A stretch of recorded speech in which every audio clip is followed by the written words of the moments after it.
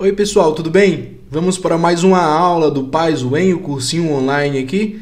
Uma aula de matemática básica. Hoje nós vamos estudar um pouco sobre o sistema de numeração. Vamos também ver sobre múltiplos e divisores, números primos e compostos. Vamos lá. O sistema de numeração dentro da matemática, ele parece ser uma coisa muito natural, muito evidente. Mas ele nem sempre foi assim. Os números que nós conhecemos, de 0 a 9, em algum momento da história precisaram existir. E antes desses números, nós tínhamos outros símbolos, pois nós sabemos que os números nada mais são do que símbolos, né? Pois a matemática é uma linguagem. E um dos primeiros símbolos que nós tivemos para representar, se você lembrar da sua aula de história, foi o egípcio. O sistema de numeração egípcio, então, foi um dos primeiros sistemas desenvolvidos pelo homem e consistia em estabelecer algumas figuras que representavam ali certos números dentro de uma possibilidade de repeti-los em até 9 vezes. Então, o número 1, ele era representado por uma corda simples ou um bastão.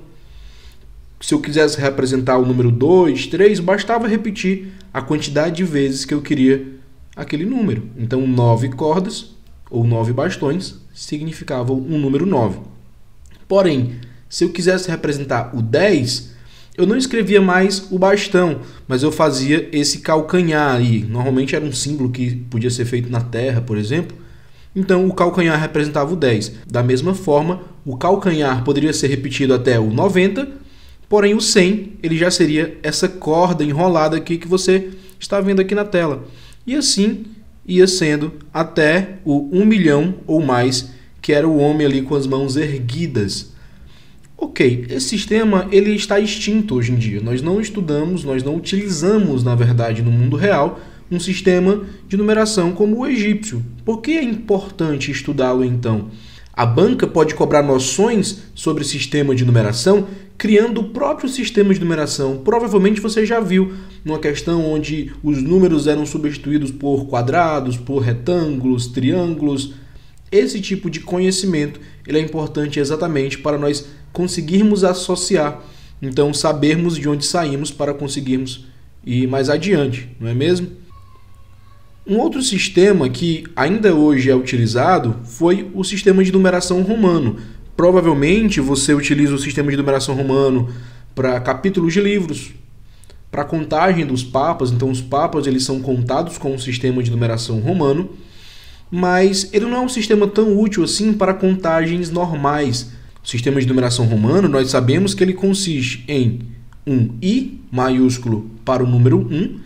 Cada algarismo desse sistema pode se repetir até 3 vezes e, sempre que quisermos representar o quarto número, nós colocamos o número seguinte, precedido do algarismo anterior.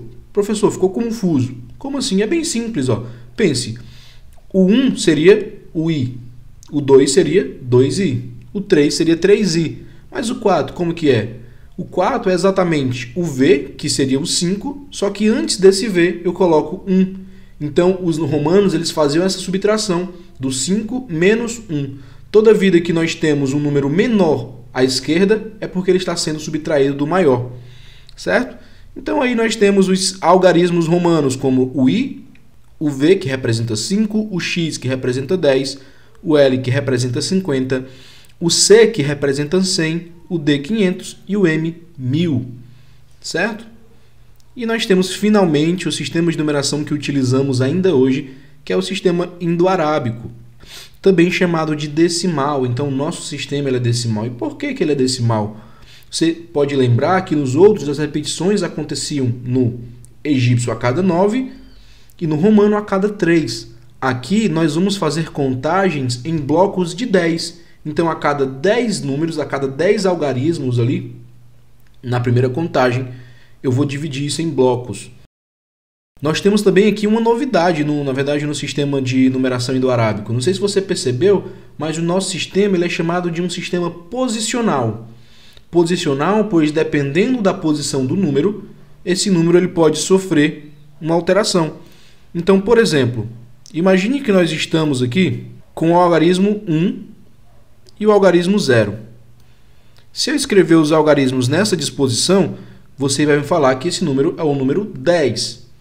Porém, se eu escrever os mesmos algarismos em uma disposição diferente, você vai me dizer que esse número é o número 1, pois o 0 ele não tem um valor à esquerda do número, né? A não ser que seja com vírgula. Então, essa é a novidade do nosso sistema de numeração aí indo-arábico, pois ele é um sistema de posicionamento. Se você lembrar, lá na quinta série você estudou que ele é dividido em ordem, em classes, de forma que a cada 3 ordens nós formamos uma classe. Vamos ver a tabela seguinte. Aqui nós temos a classe das unidades, que é formado pela ordem das unidades, dezenas e centenas. A classe dos milhares, que da mesma forma vamos ter unidade de milhar, dezena de milhar e centena de milhar, da mesma forma para os milhões e assim em diante. Perceba que os algarismos eles são limitados. Nós temos apenas 10 algarismos. O 0, 1, 2, 3, 4, 5, 6, 7, 8 e 9. Então são 10 algarismos, só que com esses 10 algarismos é possível escrever qualquer número. Então perceba, se eu disser que na casa das minhas unidades eu tenho 0, isso é um número. Agora, se eu acrescentar um 2 na casa das dezenas, já passa a ser outro número. Então, esse 2 ele é multiplicado pela ordem que ele representa, no caso aqui a dezena, por isso que ele vira 20. Da mesma forma, se eu colocasse aqui um 3 para as centenas, esse 3 é multiplicado pela ordem das centenas, então vira 300. 300 mais 20, 320. E isso tudo está dentro de uma classe. De uma classe para outra, nós vamos ter das centenas para os milhares e dos milhares para os milhões, certo? Dentro, então, dessa noção do nosso sistema indo-arábico, é que é definida as nossas operações fundamentais, a soma, a multiplicação e a divisão. Professor, por que você não colocou a subtração? A subtração, ela nada mais é do que uma soma de números inteiros, em que um número é positivo e o outro negativo. Então, a subtração nada mais é do que essa soma, certo? Quando nós estudamos números inteiros, nós vimos que os números eles são tanto positivos quanto negativos. Por esse motivo que eu não coloquei aqui a subtração, pois ela é a mesma operação da soma. Vamos entender cada uma dessas propriedades, pois cada operação tem uma propriedade única. Mas antes, uma breve revisão de conjuntos numéricos. Nós vimos que a soma ela é definida dentro dos naturais e os inteiros. Então, nos naturais nós temos apenas as somas. Quando acrescentamos inteiros, nós temos a subtração, certo? A multiplicação também é definida dentro desse mesmo conjunto, mas somente até os inteiros. Você vai lembrar que eu disse que nós não tínhamos divisão. E é exatamente daí que vai vir os racionais, para acrescentar a propriedade de divisão. Você recorda? Então, dentro dos racionais, nós definimos a operação divisão. Então, as propriedades fundamentais da soma. Nós temos a propriedade comutativa, significa que não importa a ordem que eu faço a soma. Se fosse A mais B ou B mais A, isso daria a mesma coisa. Vamos ver com um número. Será que fica mais fácil? Imagina que A vale 2 e B vale 3. 2 mais 3 nós sabemos que dá 5. Então, aqui embaixo dá 5. Vamos ver do outro lado. Será que dá a mesma coisa? B vale 3 e o A vale 2. 3 mais 2 também é 5. Então, eu verifico aqui que a propriedade de fato é verdadeira. Professor, mas isso não vale para todas as operações? Nós vamos ver que não é bem assim. Cada operação tem a sua própria propriedade. Ah, professor, mas eu lembro que no colégio me disseram que na subtração a ordem importava.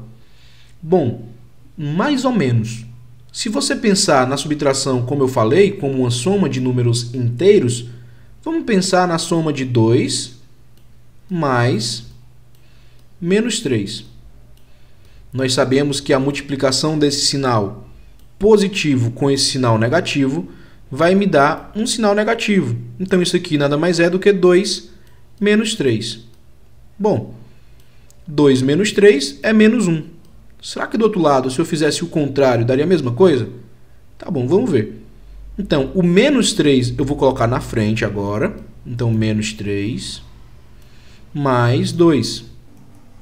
perceba, menos 3 mais 2 também dá menos 1, certo? Então, ali no fim, eu tenho que as minhas propriedades são válidas também, nesse caso, na subtração. Agora, perceba, a diferença aqui é que eu levei o sinal junto. Normalmente, quando nós trocamos, nós achamos que o sinal fica fixo lá no meio, né?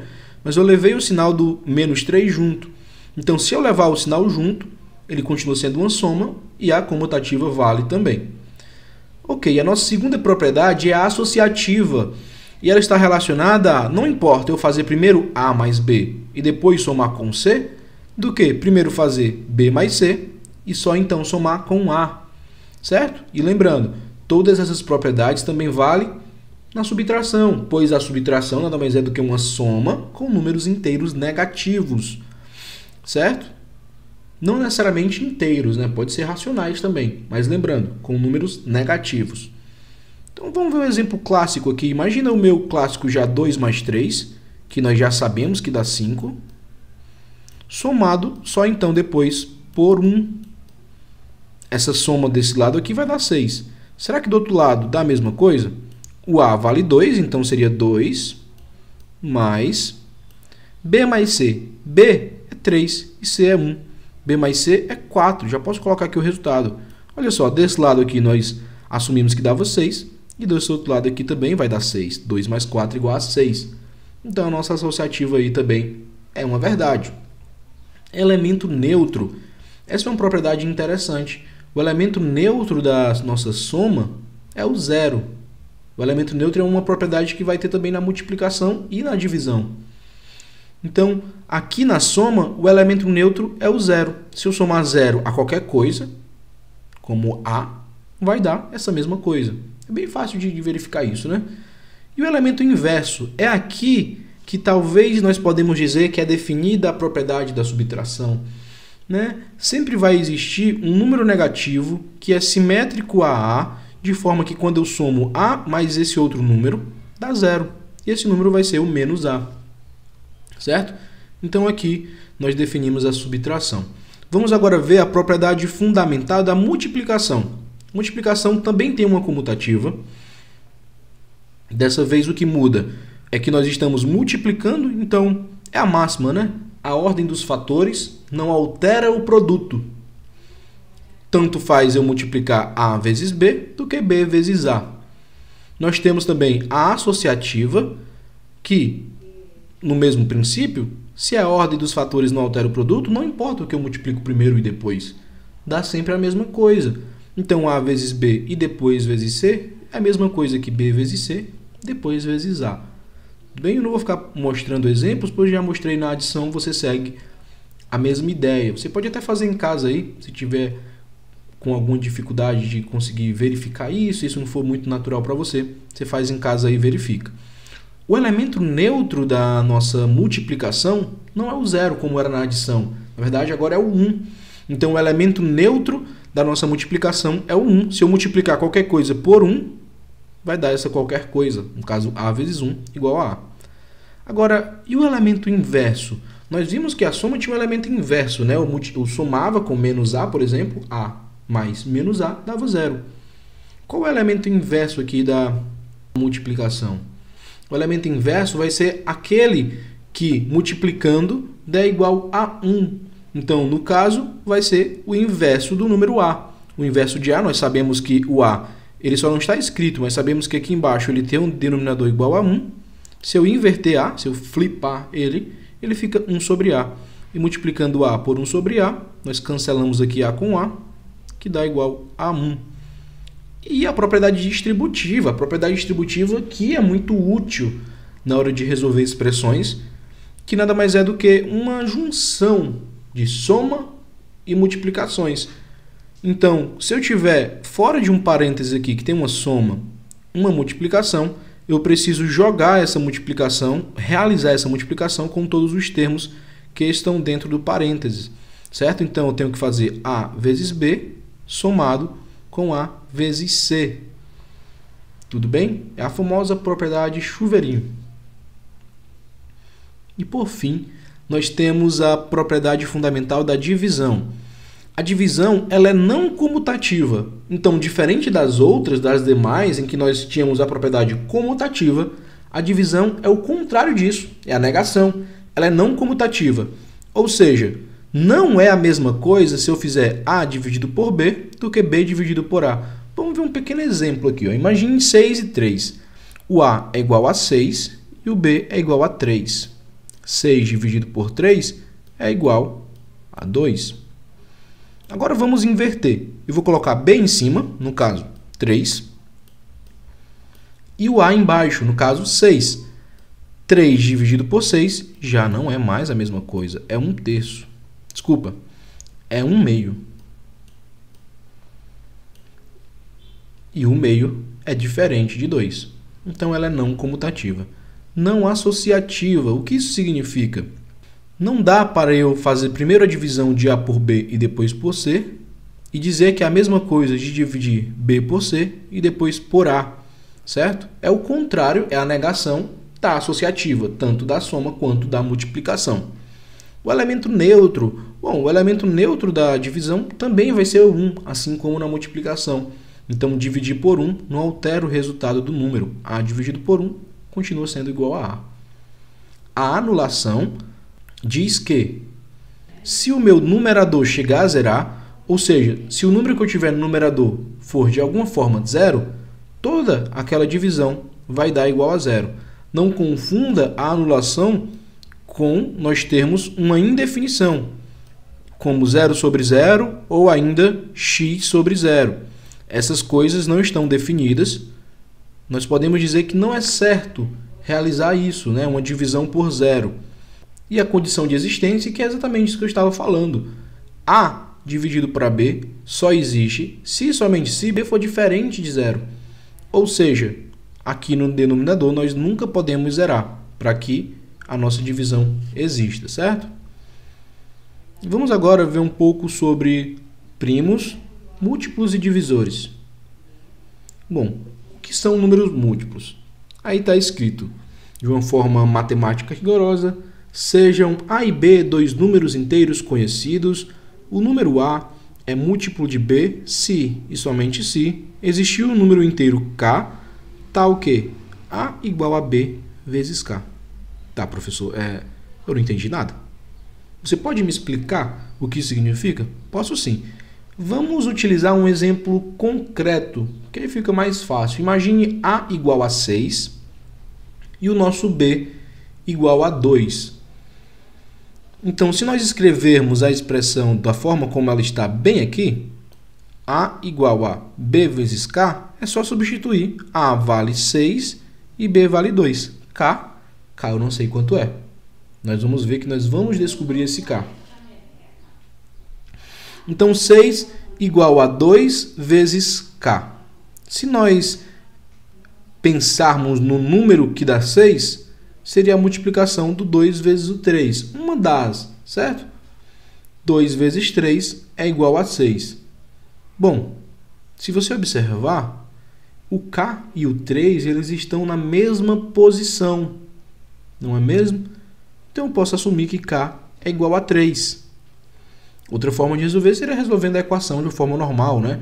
Passando o 2 ele dividindo, ficava 6 dividido por 2 igual a K. Então, K igual a 3 também da mesma forma. Certo, professor, mas o que isso significa? Significa que esses dois números que eu escolhi, 6 e 2, eles são múltiplos. Mas por quê? Porque existe exatamente um número K que, sendo multiplicado por B, por exemplo, dá igual a A. Então, como K é igual a 3 e 3 vezes 2 é igual a 6, B e A são múltiplos. Nada mais é do que isso. Professor, e na prática, como eu verifico se dois números são múltiplos? Bom, uma das formas de verificar se números são múltiplos é também se eles forem divisores. Vamos para a definição formal. Sejam A e B dois números inteiros conhecidos, vamos dizer que B é divisor de A se o número B for múltiplo de A, ou seja, a divisão entre B e A é exata. Ou seja, se o número ele é múltiplo, ele também é um divisor. E ser divisor significa que a divisão dá exata. Então, uma das formas de verificar a multiplicidade é dividindo. se aquela divisão der resto zero, ou seja, for exata, então nós teremos também números múltiplos. Então, A sobre B tem que dar resto zero. Vamos também a um exemplo. Vamos utilizar o mesmo exemplo do 6 e do 2. Nós já sabemos que esses números são múltiplos, não vamos pensar nisso. Vamos tentar verificar se a divisão é uma divisão exata. Então, eu tenho aí 6 igual a 2 vezes K. O K, passando 2 dividindo ali, ele fica igual a 3. Bom, eu dividi os dois números, o 6 e o 2, e esse resultado deu uma divisão exata. Significa que B é divisor de A, certo? E, por consequência, são múltiplos. Um número é dito primo se ele for divisível apenas em duas condições. A primeira é que ele é divisível por 1, mas todos os números são divisíveis por 1, não é mesmo? Então, a segunda condição é que, na verdade, é a condição importante, que ele só pode ser dividido por ele mesmo. Dessa forma, então, nós temos que os 10 primeiros números primos estão listados abaixo. O 1, o 1 é um número primo? É interessante nós observarmos isso daqui. Um número, para ser primo, ele precisa ter dois divisores, e obrigatoriamente dois divisores. O primeiro divisor é o 1 e o segundo, ele mesmo. Mas ele precisa ter dois divisores. O 1, embora ele seja dividido por ele mesmo e por 1, ele só tem um divisor, que é o próprio número. Então, o 1 ele não é um número primo, certo? É importante salientarmos isso daqui. O 1 não é um número primo. O primeiro número primo, então, é o 2, que também é o único número primo par. O único primo par é o 2. Em seguida, nós teremos o 3. O 3 também só é dividido por ele mesmo. Nós teríamos o número 5, 7, 11, 13, 17, 19, 23 e assim em diante. Certo? Então, a condição é que esse número tem dois divisores. Vamos ver agora o que é o máximo divisor comum, o MDC. Nós já vimos o que é a divisibilidade de um número, mas o que seria o máximo divisor comum? Bom, ele é máximo, então ele é o maior. Divisor vem de número divisível. E comum é que ele está entre 2 ou mais números inteiros. Certo? Então, fica mais claro com um exemplo. Vamos ver um exemplo. Eu quero tirar o MDC de 15 e 9. Nós já estamos vendo aí que é 3, mas vamos entender por quê. Se eu fizer 15 dividido por 1, isso dá igual a 15. 9 dividido por 1 dá igual a 9. 15 dividido por 2 não dá um número inteiro. 9 dividido por 2 também não dá um número inteiro. 15 dividido por 3 dá 5. 9 dividido por 3 dá 3. Perceba, nesse momento eu dividi simultaneamente o 15 por 3 e o 9 por 3. É o mesmo divisor. Mas será que ele é o máximo? Nós podemos tentar aumentar os números aqui, o 5, mas ele não divide também o 9. Nós poderíamos tentar o 15, mas o 15 não divide o 9. Nós poderíamos tentar o 9, mas o 9 não divide o 15. O maior número que divide ambos ao mesmo tempo é o 3. Por esse motivo é que o 3 é o nosso MDC. Mas, professor, como que eu vou encontrar esse MDC? Eu vou precisar fazer toda essa tabela que você fez aí, e quando for um número muito grande? Bom, nós não precisamos fazer isso. Vamos já ver um exemplo de calcular MDC, bem simples, bem fácil. Mas antes disso, vamos ver o que seria o mínimo múltiplo comum. Aqui, a diferença é que nós não estamos mais trabalhando com o valor máximo, na verdade agora é um valor mínimo, e não é divisor. É um número que é múltiplo. Então, perceba os dois conceitos que acabamos de estudar, o conceito de divisibilidade e de multiplicidade. O MMC, então, ele é o menor número inteiro positivo, diferente de zero, que é múltiplo ao mesmo tempo de dois ou mais números. Então, vamos ao exemplo. O MMC de 10 e 5 é 10, pois é o menor número que é múltiplo ao mesmo tempo de dois números. Se você lembrar da condição de multiplicidade, eu tenho que A tem que ser igual a B vezes K, certo? A e B serão múltiplos se existir esse K de forma que K vezes B seja igual a A. Então, por exemplo, aqui nesse primeiro exemplo, o 10 ele é múltiplo de 10, porque existe o 1. Então, o 10 aqui seria o A, esse outro 10 seria o B, e o 1 seria o nosso K. Então, como existe um K de forma que K vezes B seja igual a A e B são múltiplos.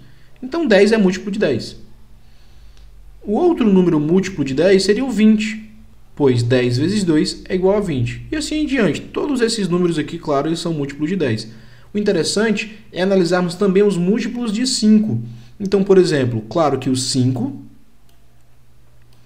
em seguida o 10, pois 5 vezes 2 é igual a 10, 15, 20 e 25. Qual é o número que é comum aos dois, que é múltiplo aos dois? Bom, aqui o 10. Só que no caso nós não queremos apenas os números que são múltiplos. Se você continuar aqui mais à frente, o 20 também vai ser múltiplo dos dois. Ó. Olha só, o 20 aqui no lado e o 20 do outro. Mas nós queremos o mínimo múltiplo comum, ou seja, o primeiro número que será múltiplo dos dois ao mesmo tempo. Nesse caso, é o nosso número 10. Mas vamos tentar tirar isso um pouco da abstração e colocar na prática.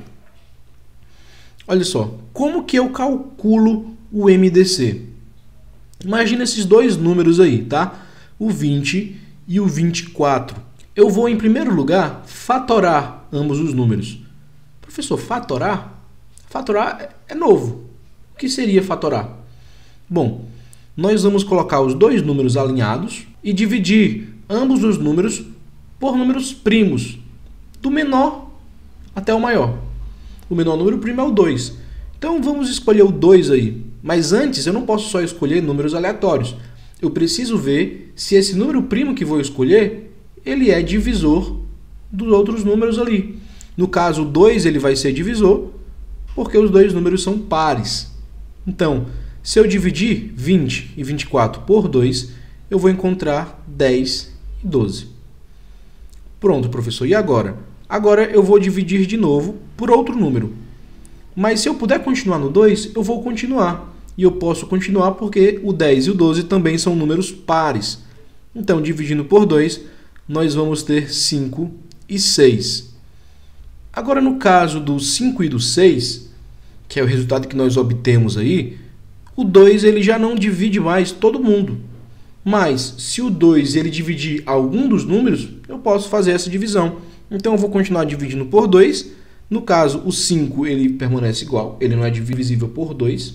E o 6 dividido por 2 dá igual a 3. Certo. Agora, o 2 já não dá mais certo.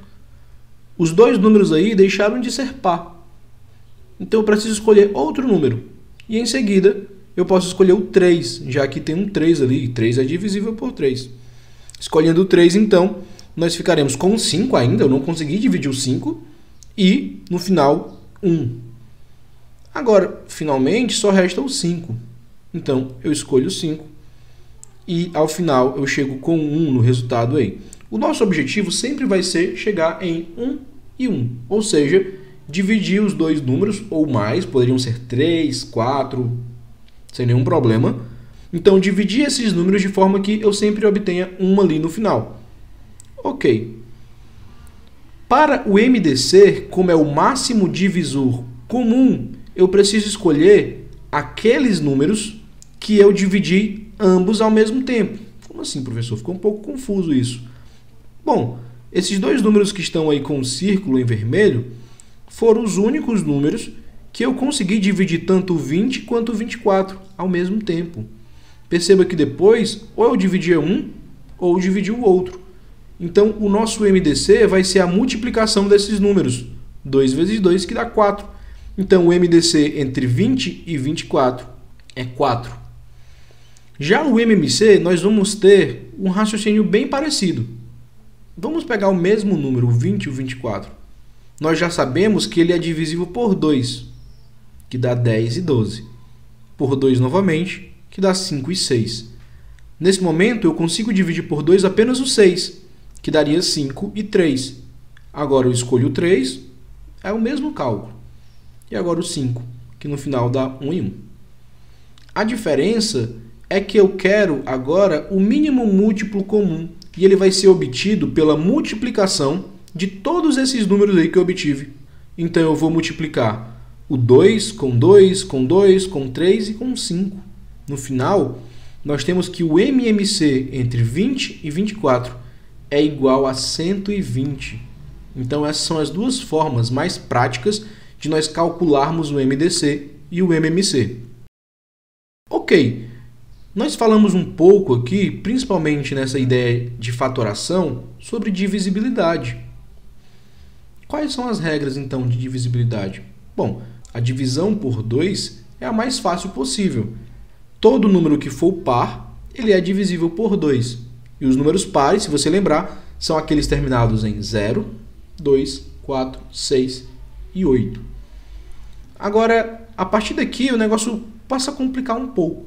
Por 3, como eu posso saber quando um número é divisível por 3? Bom, basta que eu faça a soma dos seus algarismos, e se essa soma der um número divisível por 3, então aquele número também será. Vamos ver um exemplo. Olha só, imagina 15. Os algarismos que formam 15, se você lembrar do começo da aula, é o 1 e o 5. Então eu vou somar esses algarismos. Se 1 mais 5 for divisível por 3, então 15 também será. 1 mais 5 é 6. Bom, 6 é divisível por 3, então 15 também. Certo? Então essa é a regrinha. Você pode utilizar essa regra para números bem altos, não somente para números pequenos. Então, deixa eu pensar num exemplo aqui aleatório. 227. Será que ele é divisível por 3? Bom, basta que eu faça a soma dos seus algarismos. 2 mais 2, 4. 4 mais 7, 11. Bom, 11 não é divisível por 3 porque é um número primo. Mas vamos pensar que você não sabe se 11 é divisível ou não por 3. Só que 11, perceba, tem 2 algarismos. Então eu posso continuar somando esses 2 algarismos. 1 mais 1 igual a 2. Bom, 2 não é divisível por 3. Se 2 não é, 11 não é. Se 11 não é, 227 também não é. Perceba que, se fosse, todos os demais também seriam. Então, essa é a regra de divisibilidade por 3. A regra de divisibilidade por 5 vai ser todo número que terminar em 5 ou em 0. Essa é bem simples. A regra de divisibilidade por 6 vai ser o seguinte. Se o número for par e, ao mesmo tempo, ele for divisível por 3, então ele é divisível por 6. Então, essa é a condição. Ele precisa ser par e divisível por 3. Ou seja, ele precisa ser divisível por 2 e por 3 ao mesmo tempo. Então, basta verificar. Basta verificar se ele é divisível por 2 e por 3. E a divisibilidade por 7, professor? Como que ela funciona? Bom, eu preciso multiplicar o último algarismo do meu número por 2. E depois subtrair esse resultado do que sobrou, desconsiderando, claro, esse último algarismo. Se o resultado dessa subtração for um número divisível por 7, então aquele número original também era. Vamos ver um exemplo. Imagine o 574. É um número alto e eu preciso verificar se ele é divisível por 7. Então eu faço o seguinte. Eu multiplico o último algarismo por 2. O último algarismo desse número é o 4. 4 vezes 2 dá igual a 8. Então eu vou colocar o 8 bem aqui. Agora eu pego os números que sobraram, no caso o 5 e o 7, e vou subtrair desse 8. Então, 57 menos 8. Bom, 57 menos 8 vai me dar 49. 49 é 7 vezes 7, logo 49 é divisível por 7. Se 49 for divisível por 7, então 574 também será. Agora nós vamos estudar um pouco das regras de expressões numéricas. Nós sabemos que expressão numérica é sempre quando nós temos várias operações, no caso aqui eu estou tratando apenas das operações básicas, como multiplicação, divisão, soma e subtração, Mas nós também podemos pensar em outras operações mais complexas, como raízes e potências, por exemplo.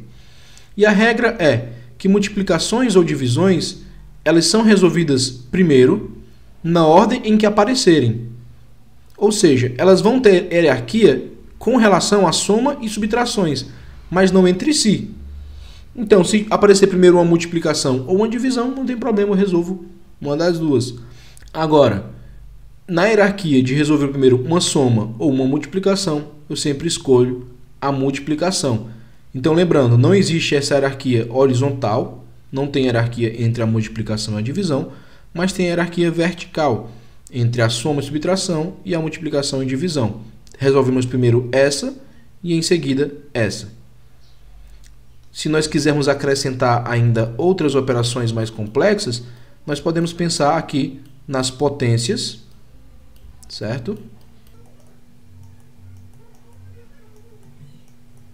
E nas raízes.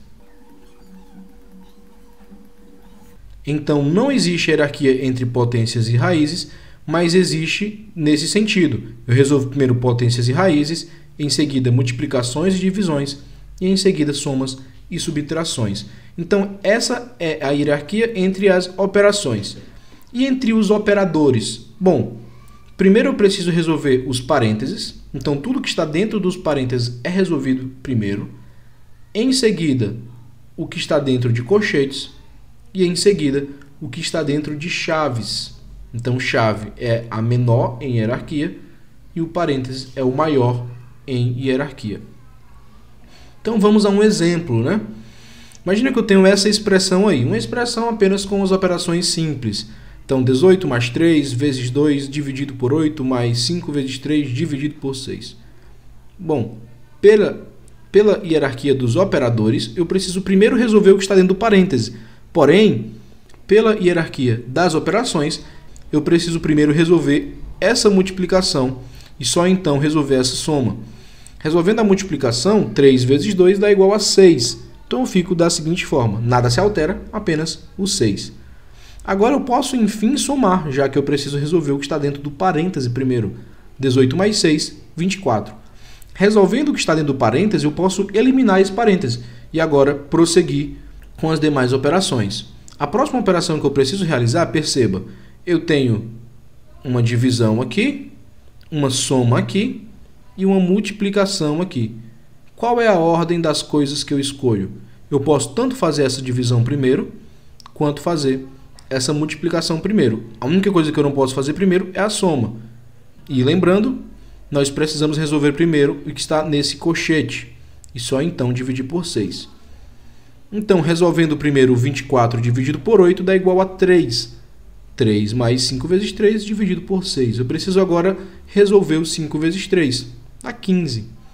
3 mais 15 dividido por 6, então eu faço a soma ali do 3 e do 15, que dá 18. E só então, quando eu me livro desse colchete, é que eu posso dividir por 6. 18 dividido por 6 dá igual a 3. Então, essa foi a nossa aula bem introdutória de matemática básica. Essa aula ela é muito importante para tapar alguns buracos que ficou no meio do caminho aí, que você não recordava muito bem, para que nós possamos prosseguir.